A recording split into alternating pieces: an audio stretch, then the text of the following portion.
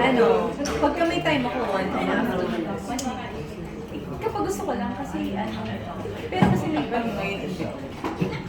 Tsaka solo, kasama na. Mga 1 hour to 1 and a half, yun yun. Pagka weekday, 30 minutes.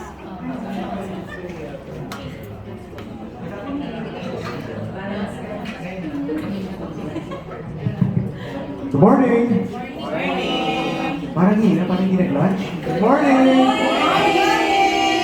Sabihin ko sana, how are you today? Kaso guess na. Anyway, sige, in the interest of time, I'd just like to share with you. We don't have the official reports yet, pero I have tracking naman.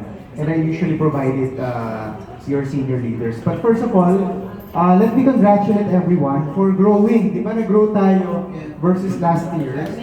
So, unofficially, 43 versus 37. So ito yung mga greens natin, no? Yung case size natin also significantly increased from 39,852 to 50,706. Marami tayong pumasok na big cases last February.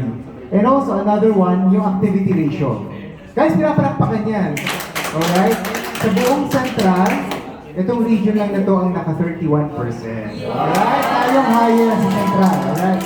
Congratulations. Ngayon, areas of improvement, obviously manpower, we have to add more new recruits kasi nga medyo umonti tayo, no? So, and at the same time, active agents. No? As a result of a lesser number of manpower, kahit mas mataas ang activity ratio, maliit na rin kasi yung base. Kaya, umonti pa rin yung active agents natin. So, bumaba tayo to 495. And then slight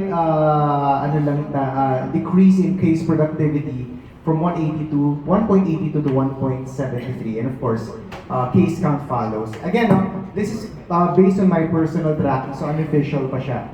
So pag-release na ng official report, I will be sharing it with the readers. Ngayon, sa rankings, importante ito. Kasi di ba we want, sino gusto dito sa Palsy? Palsy? Diba? Busy yun yung mga tina-target natin. So, ito regular na ito, nagpapadala tayo ng updates. Pero, ang nakuha ko pa lang based doon sa report, as of the 26, hindi pa sila nag-upload ng 28. Alright? So, okay lang? So, in district level, as of the 26th of February, sorry, mali na yung heading rank 6 na ang SDA. Alright? So, kailangan pa natin umangat. Anyway, 1 million lang yung agwat natin with the blooper. So, sa Lazarite. Blooper is 79.4. So, madali na nating habulin yan. Lazarite yung una nating habulin, 87 million. And then A-Summit, 93 million. And of course, A2, 128. And yung top is Gulia, 151. Alright? Guys, walang imposible ha. Kaya pa yan. Guys, tama? So, kailangan na natin ng baby steps. Simulan natin this month. Alright? Sa branch naman, ito na yung ranking natin sa branch. Congratulations, Prislia, no? 8 place. 8. And Boss Lia is at 12. Wala si Cass, di ba? Wala si Cass ngayon. Pero umangat si Black Orcas, no? Ay, hindi ko pa na ito for policy monitoring mo naman. Cross Lia is 33rd. Ax Lia is 42nd. Blue Fox is 74. Ayan. Blue Fox is 74, and then Black Onyx is 79. Alright? So, palagpakan naman natin, guys. Alright? So, again, sisimula pa rin naman tayo. So, definitely we still have, 10 months to go to catch up. Alright?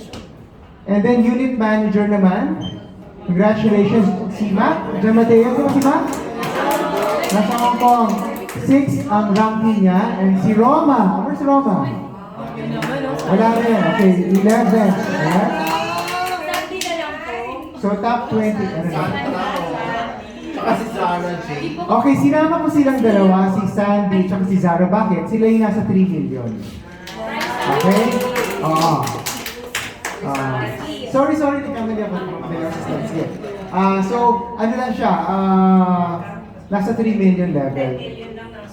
So, konti na lang, no? Pwede pa natin. Ito lang yung mataas yung taga, taga-exceed talaga na taas yung benta niya. Okay, 10 million.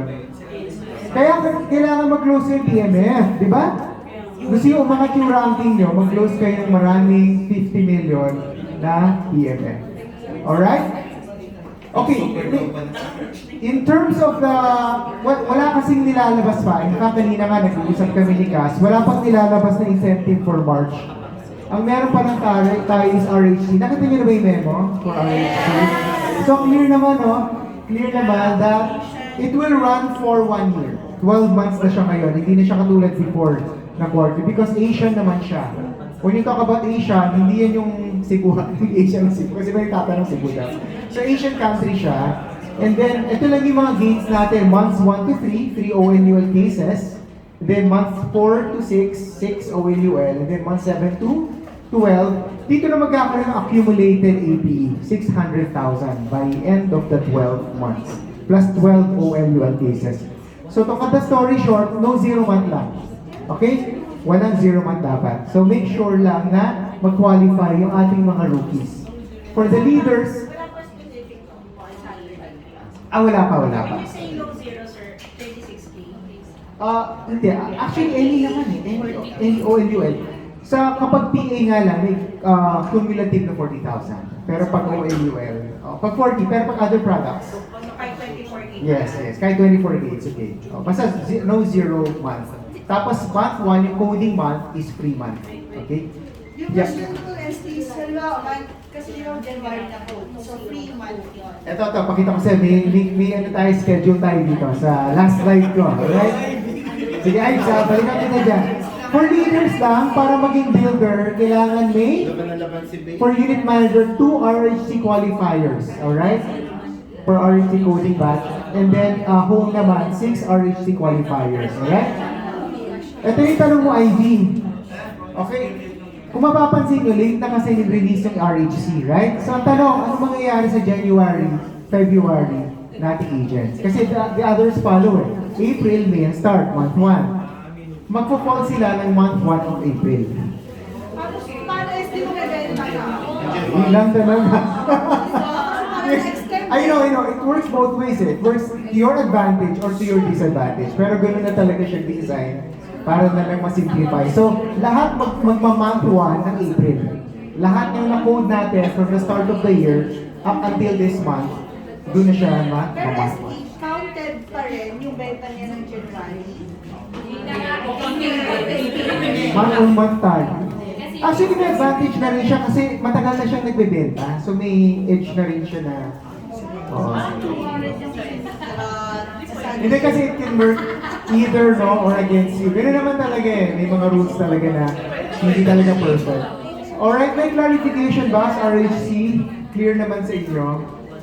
Ako, sir, para Yes, ma'am.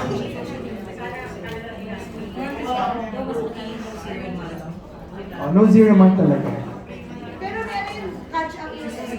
May 100,000 APE ka nga lang. Pero wag mo naman tignan yung catch up. Muntak muna, mag-focus ka muna sa no 0 month. Ayun ang sabihin niyo sa mga rookie. Mas for sure, happy you and kahit magkano. Yeah, kahit magkano. Wala naman eh. Nagkakaroon lang naman ng cumulative at the end of 12 months. Kailangan naka 600,000. Yun lang naman yung So yung case count lang. Kasi case count. Case count. Nagkakaroon lang ng 40,000 requirement na case count pag hindi siya OLUL. So pag ANH siya or PA, kailangan ano siya. 40K. Actually, hindi nga siya cumulative. Parang lumalabas per case, 40K. So kailangan malaki talaga ibenta mo. Mag-DL ka na lang. Jokes yan ba? ano yung 3 cases na UL, pwede yung kahit ano. Yes. Any product na sa dulo. Na may, may accumulation of 600,000 APE.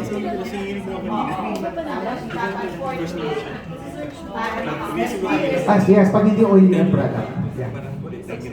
Yes, sir. Di ba kasi kung January to March na ng March, tapos nakabenta na, di ba dati may free month, pero wala na rin. Well, technically, 3 months ano yun. Coding month is free month. Makakasama yung benta nila ng March. Hindi na, 3 month meaning, yun yung, kumbaga, month 1 mo will commence the following month. Pero After kasi your sir, coding. Benta, hindi yun sila. Yung benta niya ng March, Hindi naman. credit, hindi na. na. Hindi na masasabi. Hindi na masasabi. So, sir, kung March 30 voted, April ka rin na. April 1st. Wala na.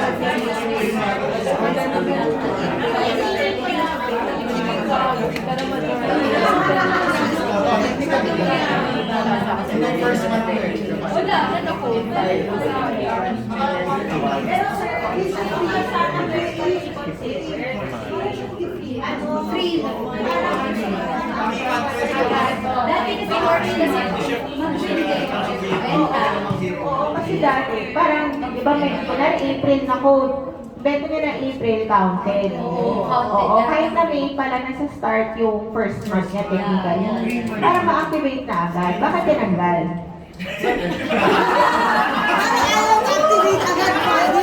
Oo, kasi parang di ba gusto nyo ma-activate agad. Diba?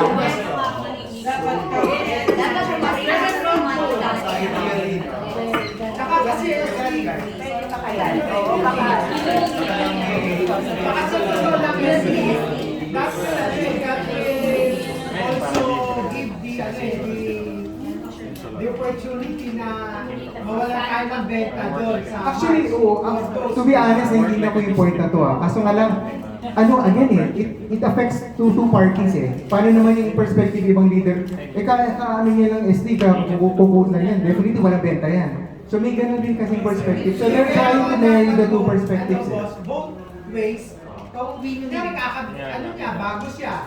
Eh, masipag naman siya, dapat makapture yung effort niya. Kung hindi masipag, Ideally dapat. makakapture siya sa effort na. Both ways. Kung meron lang talagang option to, ano prefer mong month 1? Yung coding month mo o the following month? So parang ganun yung inisip nyo, no? Parang Hindi, ganun. ano na lang, hindi trigger na pwedeng mag-hold yung mga gusto ng ano eh. Kahit nga kung may malaking benta siya, Hindi pa rin po yung manual, pero i-count namin yung benta niya on coding. Okay, let's raise this concern. Baka sakali. Total, kalalabas lang naman ito, mainit-init pa. So, for sure, may mainit rin na reception sa kabila. So, tignan natin.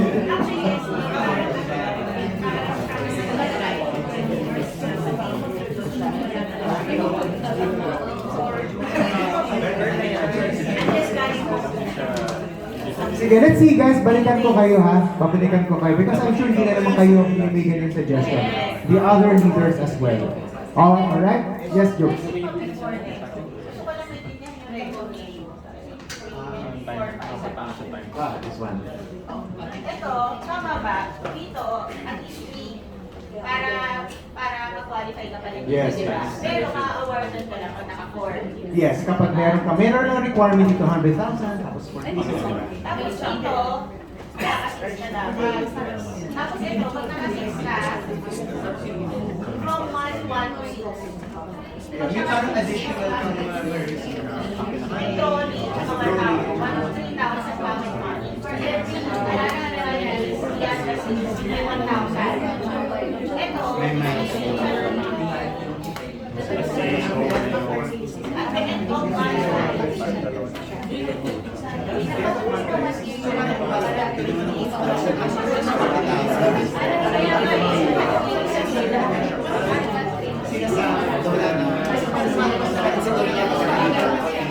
Para may events na mga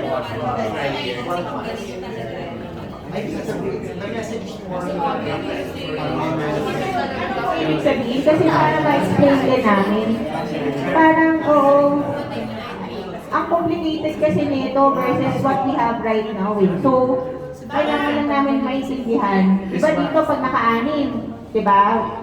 By the end of month 6, pag naka-anim ka, may trolley ka plus 3,000 pocket money. For every additional, one case, may 1,000 ka pa dagdag. Pero dito, sabi at the end of month 9, may 6 ka, 3,000 pocket money. Ano yung kinakount na itong 6? From, January to ano pa din? Eh, naka-6 ka na nga dito. So it's on top of that or Oo. Para ma-explain din namin properly. Oo. Sige, guys, kung may mga questions, i-park ko muna and then I'll get back to your senior leaders. Especially kanina sa question nyo, or rather your feedback at the same time isa sa question also ni Ms. Ruby, okay? kasi minsan, instead na dumadali yung trabaho sa agent, dahil sa hirap nilang i-monitor, hindi na sila makita kung track on track sila. On track. Katulad lang sa totoo SB, yung 3 optional riders, ang pakahirap mag-monitor lagi. Kasi ako, Ngayon naman tayo sa 3 options. after 6 months, hindi mo na Negative 4 kayo minsan. ang hirap balikan eh. Pero lang yung ano, I just want to be brutally honest yung 3 optional riders yan, that's here to stay na. Nagiging 4 options. It is something that talagang ano na, we have to live with. Actually, SD okay lang din naman na ganyan kakomplikado basta yung timeliness ng pagsisend yun ng report sa On time. Sa'yo! Sige, feedback natin lahat yan. Walang, kumbaga sa ano, kunyari ang agent, 3 months ago, hindi naman niya na mahihimay kung ilan ang optional rider talaga. Naka-absorb mismo, which is ang hirap. Ang hirap talaga. Tapos, ang release ng ito is naging sometimes 2 months delay. Tapos na yung program, saka pa lang minsan yung atin, malalaman mo, ay, meron ka palang sa policy kulang sa optional rider. Mahirap eh. Baka pwede sila maglabas sir ng ano, ng monitoring na merong template din na para natatrack yung meron talagang optional rider. Sige, we will ano, again, we will raise your feedback and suggestion ninyo sa ating mga HO partners, okay? Uy, sige, sorry as na, sige na. Ano man mo birthday yung mga ano, kasi kunyari ito, simula na ngayong taon, March pa na siya labas. Tapos kunyari protection drive, hanggang ngayon wala pa din. Yung mga Ay, optional na daw yun, hindi di na malabas. Ano kaya yung bakit ganun na lang Yeah, again, I can only provide feedback kasi kami rin naman, well, kami, first hand, kami yung nagtatanong di ba? Because you're asking us. So, I mean, ganun talaga. I mean, it takes a while for them. Kahit kami, pinupush na namin. Yung cash call nga, tagal na sa akin pinapalog, di ba? Pinapalog ko na yung iba. Yung mga appeals, etc. Ganun talaga there are some things talaga na beyond my control. But at the same time naman, what I can do is to give feedback na lang to them. Hindi kaya yung protection kasi yung regular trip nagkaroon ng 3 optional na di ba? Baka yung protection, 5 optional rider. Bro. Baka tumaas na siya.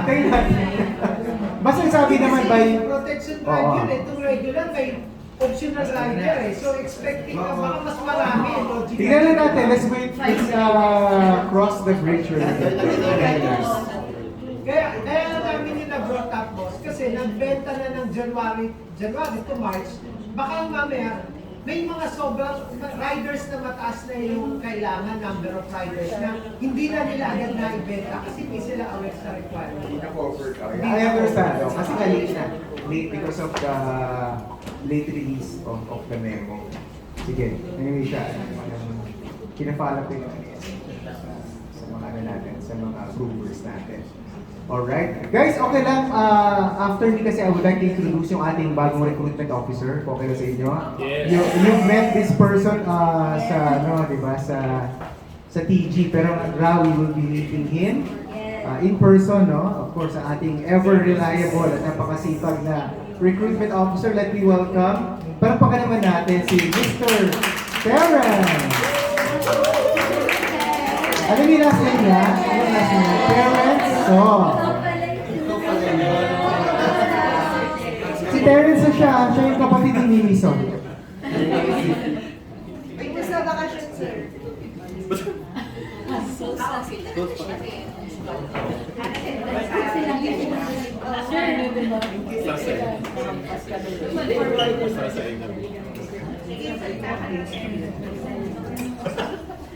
Hello po everybody. Good morning. Yes. Thank you so much for welcoming me here. It's my first time to see all of you, and I think it's the same for some of you, no? Thank you so much. Now, ayan. Sige, wait lang natin yung presentation ko. Alright. So, for my presentation, this is based on February 27 data. Kasi yung data ng 28 na nabigay pa lang sa akin this morning, so I haven't updated it yet. Okay. But I would like to congratulate everybody. Yes. So out of the 7 branches na handle ni DM Shasha, 5 ay nasa top 10. Yes. And actually nadagdagan pa yan. I just got the information na lang. Wait lang ha. So for Eastern Summit na may 18 coded recruits, nadagdagan pa yan ng 4. So, total of 22. For Black Orcas na 13, nadagdagan niya ng 12. So, for a total of 25, nahabol, no? 12. And then for Blue Fox, meron tayong 6, nadagdagan siya ng 1. To make it 7. Crown Summit, we have, nasan siya? Oh, wala pala dito, no? Sige. Pero nagdagan sila ng 2. Eastern Summit. Plus 4 din. Plus 4 pala, oo. And si Brian na 9 plus 4 din. Yes, for a total of 13. Yes, so congratulations and thank you so much. Kanina nung pagdating ko dito, grabe yung welcome sa akin ni PM Shasha. So, I understand na bakit performing itong ano na to, District Neo. Yes, magaling mag-alaga si PM. Bigyan natin ng jacket. Ayan. Tignan natin yung ano natin. Let's compare the data from 2024 versus yung ating ano ngayon, no? Naging performance. So, for Axis Live, for February 2024, 7. Right now, this is again as of February 27. So we have 4. For Black Onyx, 8. Black Orcas, 13. Blue Fox from 32, naging 6. Pero I think na, na-happy na siya, oo. Crown Summit, 12, naging 4. Eastern Summit from 12, may improvement, 18. And even higher, no? And Prime Summit, 12, nung 2024, 9 ngayon. Alright. So our monthly average noong 2024 for Axis is 14, Black Onyx 8, Black Orcas 18, Blue Fox 28. Pero I'm not expecting this much kasi nga na-happy na siya. Crown Summit 10, Eastern Summit 24, Prime Summit 15. Alright.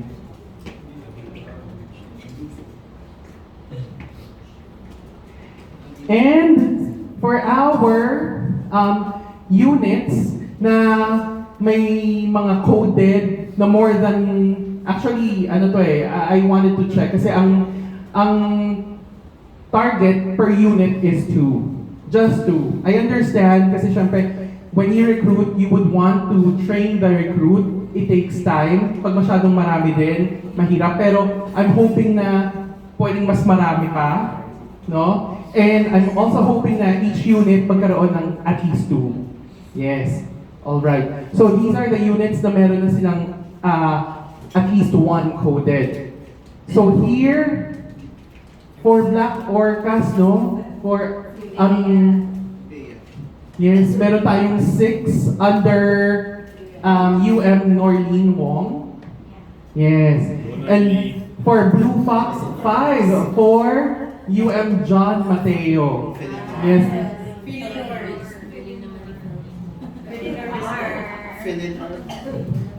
And then for SDA, for UM Marvin Santa Ana, we have 4 as well. SDA, 3 for UM Roxanne Francisco. And then Sandra. yes, Prime Summit, Sandra Palomares, UM Sandra Palomares, we have 3. Ayan. Hindi ko na na-mention lahat kasi ang dami ng performers. Ayan. So these are the recruiters naman. So you also would like to recognize the recruiters, the agents, no, na nagpasok. Well, actually for this one, it's both agents and mga UMs din. Okay. So, let's talk about our March target. So for our March target, this one, are you familiar with this one? Nakita niyo na ba ito before? Yes, oo. So, ang idea is, out of the 15 prospects, isa lang ang mako-code dyan. That's the idea here, no? Based on previous data to. Alright. So, as I mentioned earlier, for each unit, sana meron tayong at least 2 na coded, no? Recruits. So, our goal for Axis Live is 14, Black Onyx 10, for Black Orcas 12, which is nalagpasan na. Blue Fox 4, nalagpasan na rin natin. Crown Summit 18, SDA 28, and Prime Summit 28. Yun. So I think yung iba sa inyo, sa ibang mga branches na na-reach na, or not only na-reach na, higitan pa yung target. So again, thank you so much for that. No? Yes. So, repeat lang natin yung importance of recruitment. Kasi yung iba, syempre, some of them, might think na parang masyadong, it's taxing na mag-recruit. No? Pero para saan ba ang recruitment? Syempre, promotion requirement. No? So, for you, actually, pati sa retention yata for some leaders, no? For leaders, kasama din siya. Yung recruitment factor siya. And of course, financial incentive because you'll be earning from the overrides. And you'll be helping the team because more people would drive up the sales, no? Kung performing itong mga taong recruit natin. And therefore, it will contribute to the stability of the business. And of course, yung other engagements natin, mga promos, like may mga papasol, no? May mga kasamang recruitment aspect. And also yung Hello Taipei natin. Alright, which I will give an update in a bit. Ito na pala siya, no? Hello Taipei. And hello sa mga, ayan, mayroon tayong mga this is unofficial count, alright, unofficial count. Pero we have some who are almost at the, minimum na 7 coded agents, no? So I've highlighted them, si Adeline Arunez, Juez, 3, at siya yata ang pinakamataas actually. Justerini Baltazar with 6. Remember, it's 7 coded plus 3 activated, no? Oh, with 3 activated. Monica Ramiento with 3. Niza Estrella with 4. Norlene Wong, Norlene Wong with 3. Sa Blue Fox, wala pa. With Crown Summit, wala pa. Ayan, dito with, Eastern Summit. We have 4 for Marian Briones and Mark Angelo Perez. Ang liit ng sorry. And here, Prime Summit, Perlin, Himbing 3, and Ivy Alcabedos 3. Pasok ka na din, Ivy. Ayan. So bring it to a total of 140. For DM, para makasama si DM, it's 250. So, yes, team recruit. Until March. Yes po, 250. Pero may mga dadagdag pa nga tayo, di ba? So, this one, district pala to, sorry. This is a district 27. Feb 27, district total. And 140. Alright. So yan, reminder lang sa recruitment summit, this is until April 30, pero coding period is until this March 28. Activation period is until April 30. And yan, for direct recruits, at least 7 newly coded agents with at least 3 activated. And then we have other routes here for PM, AM, and DM. Ayan. Activation yan, madam. Wala na tong activation. So, yung PM na Yes. Wala siyang activation na kasama. Kasama na siya. Wala pa yung Taiwan. Taiwan. Yes. So I'm hoping na maraming magta-Taiwan sa inyo, no? Yes. Ayan. So just some reminders, no? If the participant is under a financial package, hindi siya included. Okay.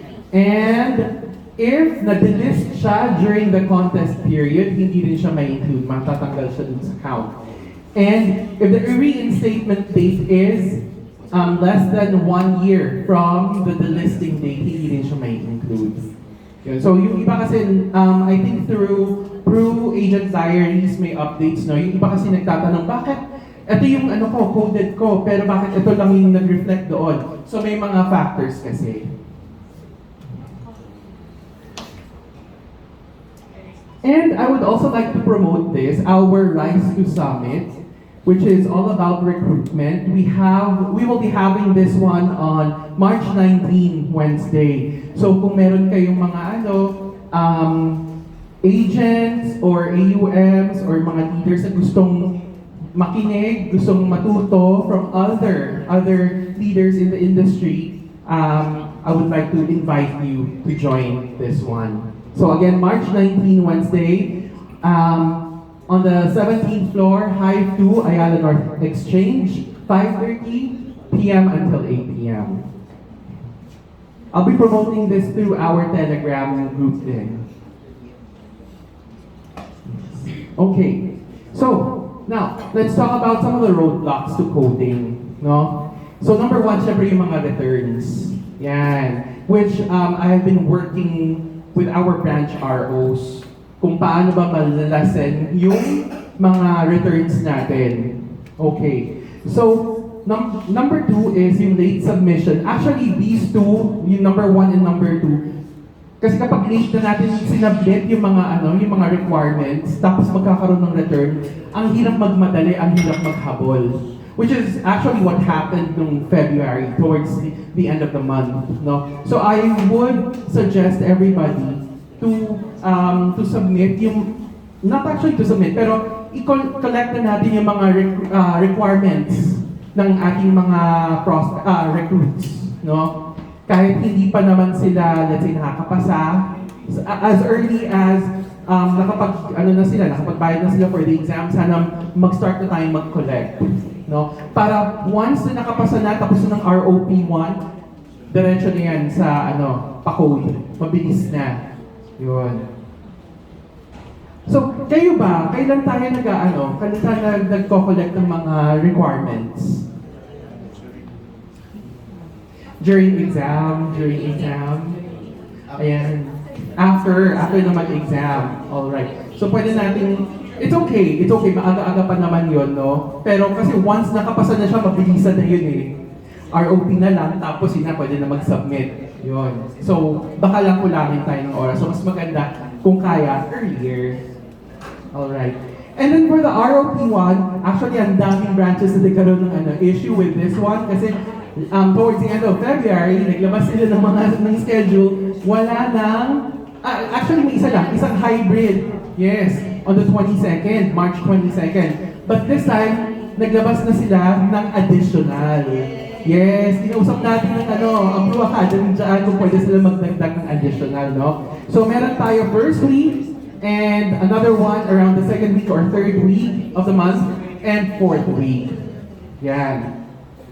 Okay. So, ang branches po ba natin, meron tayong accredited trainer? Ayan, so maganda, meron tayong accredited trainer who can facilitate the ROP1. No? That's actually one of the suggestions. Kasi, if ever, na ang direction ni True Academy is all face-to-face, and mahihirapan tayo, at least meron pa tayong backup, no? May options tayo, yes. So, kasi pagdating dito, kahit anong platform pwede naman eh. Pwedeng face-to-face, pwedeng online. Okay. Now, let's talk about our pipelines, no? For Access Live, we still have a total of 16. Pero syempre, siguro ang mga viable na lang dito would be the January and February, no? yung November and December medyo, siguro pwede pa rin natin silang kontakin, no? We still have to contact them, pero mas malaki ang chance natin with the January and February pipelines natin. These are passed, but no submission yet. Yan, passed, but no submission, coding submission yet. So marami pa siya, no? 16 for Access Live, Black Onyx 11, Black Orcas 45. But this is based on the February 27, no? Yung iba dito, I think, na bawas na rin. Kasi kung baka nakapag-submit sila nung Feb 28. Kasi yun na lang yung natitira dun sa dun sa information na wala. So baka mabawasan pa ito. Pero either way, malaki-laki pa rin siya. No, I think this is a total of 150. 150. And we have our exam passers na hindi pa included doon. Feb 17 to 21 na online ACE, Feb 22 na IC exam. And meron din tayo March 1st na examees. We have a total of 89 for the whole district. And for March 8, we have a total of 68. So lahat yan. Kasi di ba ngayon ang release ng result is around 5 working days. Na bumilis siya. Yes, so it's really a big help. Okay. And also we have our BYD schedule. No, kapag meron kayong mga gustong ipa-attend sa BYD, if not your own BYD, we have our company-initiated BYDs with 2 grand BYDs happening on the 15th sa Cebu, and the other one is sa CDO on the 27th. Baka lang meron kayong mga doon. Ayan. But yung nandito sa area natin, Ortigas is on the 6th. By the way, for the BYD posters, meron akong kineight na Canva. Yes, Canva website. So you can access the posters doon. Yes, just click the link. Alright.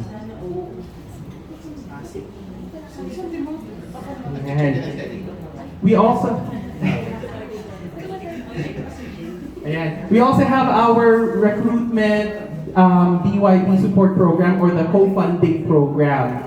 Actually, this one has been signed off by Sir Joren na pwede ko nang i-share sa inyo. Although the part on talking about the turnaround time ng reimbursement is still in talks with finance. Yun. So, ano ba tong BYD support na ito? No? So, if you have, yes, it's face-to-face. If you have a minimum of 5 to up to 15, meron tayong reimbursement amount of 250 per head. 16 to 30 naman, it's 350 per head. Kapag above 30, 100% company funded. No? Pag above 30, so 31 ang start. Pero, just a heads up dito sa above 30 na 100% company funded, you have to submit a proposal first. So we have to check it first. Kasi mamaya naman, saan kayo saan kayo nag-BYD sa... saan nga ba yun? Yung steakhouse, Wolfgang, mga gano'n, no? Oo, di ba?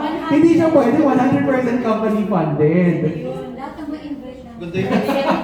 Sure, marami pupunta nun, no? Ayan, so kailangan ipa-approve natin. So how does this work? This is an example. So if you have 15 actual guests, yung 15 na actual guests, that would determine yung rate of reimbursement. So, 15 actual guests, 250 per head. Pero pagdating sa reimbursement, kasama na si recruiter. So, it's gonna be 250 multiplied by 16. So, 15 na guests plus yung recruiter. Ano if the 15 was made by 5? Pwede rin. So, this one. So, 16 tapos coming from 4 recruiters. Okay lang din siya. So, again, the rate of reimbursement will be based on the actual guests, which is 16. So, 350 per head. Pero pagdating sa reimbursement, 350 multiplied by 20. So, kasama lang yung recruiter pag nakasama? Hindi naman po. Kasama si recruiter talaga. Basta meron siyang invite. Yes. Kailan siya nag-rate nag-start? Kasi may nakita ako. Actually, ang coverage date niya is January. Pero hindi siya, January siya na-create. Tapos inaantay pa rin natin kasi yung yung final na usapan about the turnaround time ng reimbursement. So, hindi rin January na lang. Yes. I think baka i-extend siya. I'm hoping na i-extend siya kasi If i-extend, ibig sabihin na Kasi January yes, actually this one, pwede, kung kunwari sa Feb, nung Feb meron kayong ginawang BYB, no? Pwede siyang pwede siyang ipa-reimburse. March moving forward na kasi hindi natin siya alam. I see. Dapat kasi yung March, April, Okay. I'll confirm po kung pwedeng kung i-extend to. Kasi may mga branches din talaga na they're waiting for the actual memo. Parang medyo apprehensive din sila to go through with this without the memo itself. baka kung kailan yung ready. Yes po. So, paano pa yung what details you need? Ay, ito po. Yung for the receipt po. This one. Saka yung document, registration. The registration, the form, yes, meron na rin po tayo. Ayun, so, isasend ko na lang sa inyo, and this one, I can share this with you. Yun nga lang, for the turnaround time, yun na lang yung inaantay natin. So, for the receipts, ensure all receipts are issued to business name to Life UK, tas LinkedIn, address, and then we have the BYB attendance sheet, no? And the registration form. Ayan. So kapag okay na siya, this will be processed by our sales support specialist. Okay. And then reimbursement will be credited to the payroll of the recipient declared in the BYB registration form.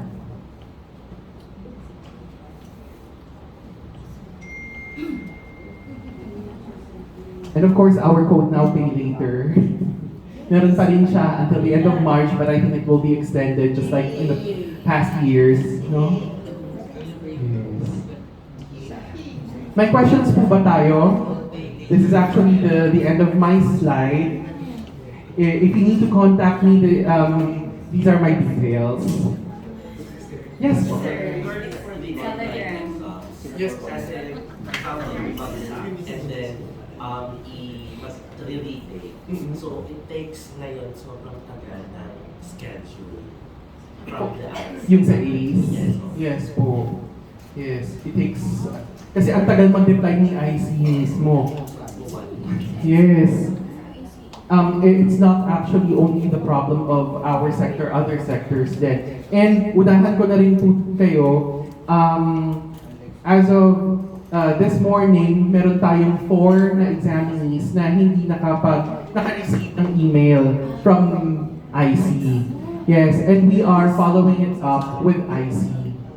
Yes, na-forward na natin yung link sa May tendency pala po na gano'n talaga, sir. Registered siya sa ACE, pero yung email na... hindi na kukuha yung email. Hindi na relevant yung email. Here's the thing, they have to check it first. Kung na-send pa talaga ni IC, and may mali sa end ni recruit, like for example, yung mali yung email address na chinek, or nasa spam pala, or sa junk mail, nandun lang pala, hindi na check. So in that case, it will be forfeited. Yes, but if not, pwede siyang magpa-reschedule. Yes, either reschedule or refund. Yes. May other questions po tayo? Sir, paano yung pag nag-exam tapos mali yung name? Mahigpit si IC Pero actually. sir, siya, super sure yung nag-exam na tama yung pagkakalagay niya. Pwedeng ipa-recheck. Pwede siyang ipa-recheck pero we have to pay 500 pesos. Para mag-fayos na. Yes, para lang mag-recheck.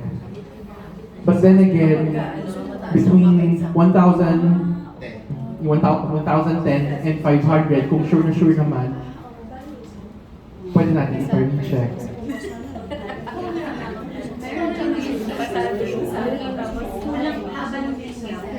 Yes.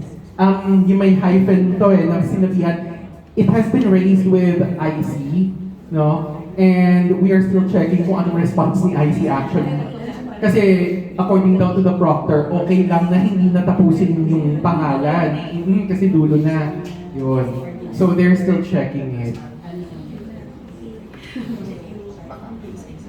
May mga cases kasi tayo nung January pa hindi naka-receive ng email for ACE. Tapos until now, hindi pa sila nakabalikan ni IC, unfortunately. IC. May other questions po tayo? Thank you very much. Siguro parents yun na lang talaga girl yung question namin na dapat March, April, May naman. Ha? Okay. So guys, kunin nyo na yung number nito.